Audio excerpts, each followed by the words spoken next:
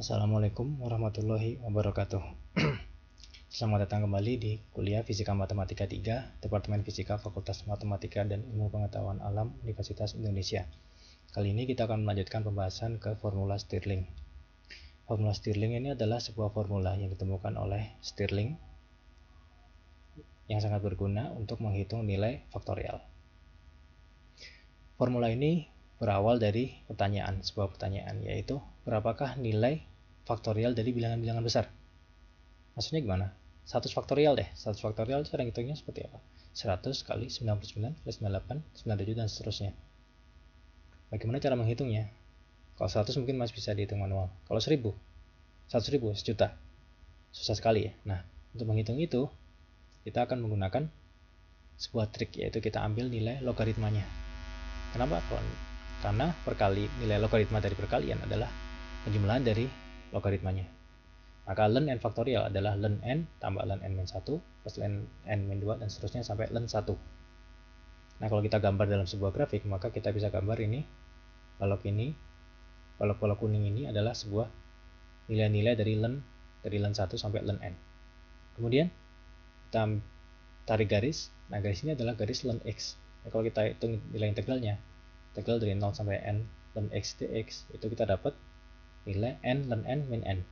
Nah, nilai ini bisa kita gunakan substitusikan kembali ke eksponensialnya.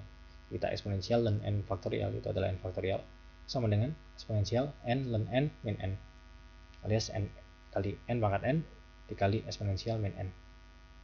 Kita bisa cek apakah nilai ini akurat atau enggak. Contohnya ln 100 faktorial. Berapa itu? 363,74. Kalau kita cek lagi sebelah kanannya, 100 ln 100 min 100 itu berapa? 360,52. Kira-kira sudah tepat? Apakah sudah tepat? Apakah sudah tepat pendekatannya? Sudah cukup tepat, yaitu kalau kita ngomongin 360-nya udah cukup tepat. Tapi masih ada 3 ini ya, suku ini di digit ketiganya masih kurang tepat. Nah, aproksimasi yang lebih tepat itu adalah sebuah aproksimasi yang disebut dengan formula Stirling. Hari ini kita akan bahas bagaimana kita memahaminya dalam grafik ya. Cara memahaminya seperti apa? Cara memahaminya pertama-tama kita lihat dulu bentuk dari nilai faktorial dari nilai besar itu ya. Jadi kalau misalnya 10 faktorial sama 100 faktorial, kita lihat ya. Kalau kita gambar grafik yang menggambarkan fungsi gamanya, jadi kalau 10 faktorial itu kan gamma 11 nih. 10 faktorial itu gamma 11. Nah, maka dia bisa tulis dalam integral 0 sampai T hingga x 10 eksponensial min x kan ya. Nah, kalau kita plot x pangkat 10 ini dalam grafik, nah kita akan dapat grafik seperti ini, yang hitam ya. Kemudian kalau kita hitung integralin dari 0 sampai T hingga, maka besarnya abu-abu ini, area abu-abu ini adalah besarnya nilainya dari gamma 11, dari 10 faktorial tersebut. Nah, yang kita akan lakukan di aproksimasi Stirling itu adalah kita akan mendekatin ini dengan grafik hitam ini menggunakan grafik merah putus-putus ini. Jadi kita dekatin dengan grafik merah ini. Grafik merah ini apa sih? Ini adalah distribusi normal. Nah, kalau 10 faktorial terlihat ini tidak akuratnya masih gede ya. Lihat ya, sisi kiri sama sisi kanan bedanya banget ya. Nah, tapi ketika 100 faktorial, lihat itu 100 faktorial, maka kita akan perlu gambar grafik seperti ini. Kita bisa lihat nih, perbedaan antara garis hitam dan garis merah titik-titiknya itu mulai menyempit ya, makin sempit.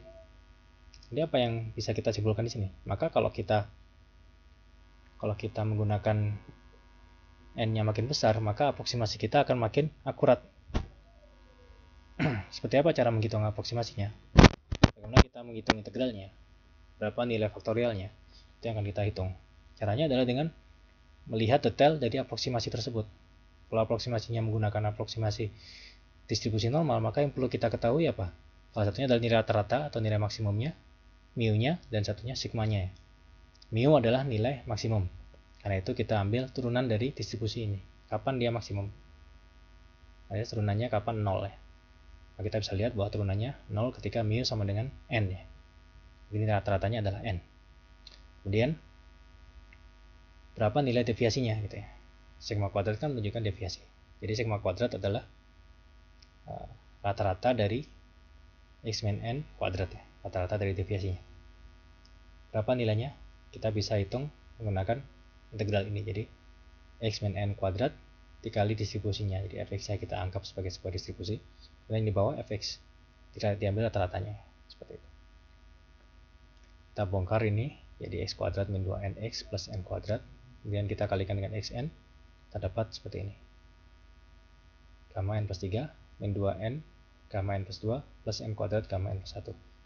Setelah dibongkar-bongkar kita dapat bahwa sigma kuadrat itu sama dengan n plus 1.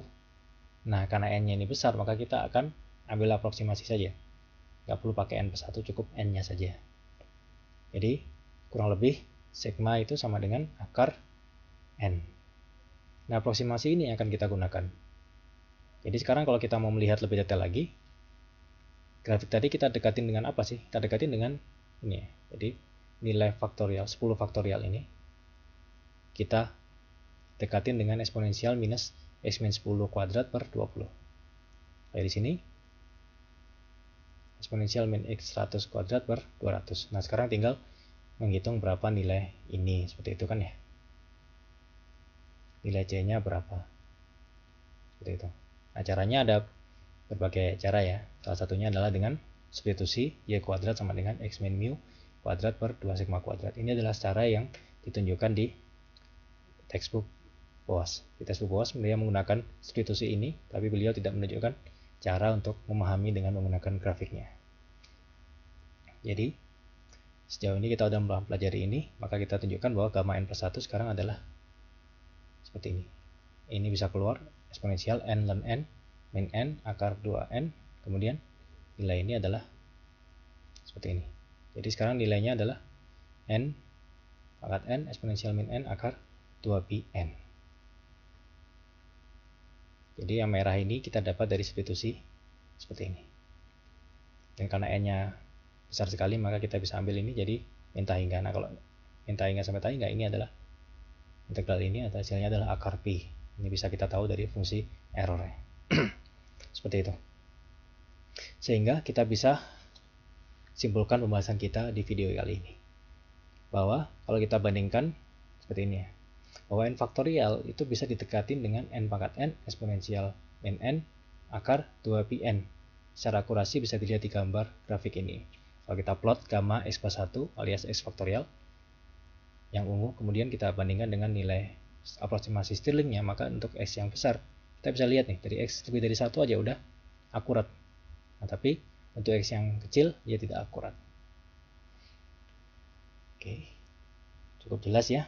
Jadi pembahasan kita kali ini mengenai formula Stirling bisa kita simpulkan di grafik ini. Oke, terima kasih atas perhatiannya. Sampai jumpa di video berikutnya. Assalamualaikum warahmatullahi wabarakatuh.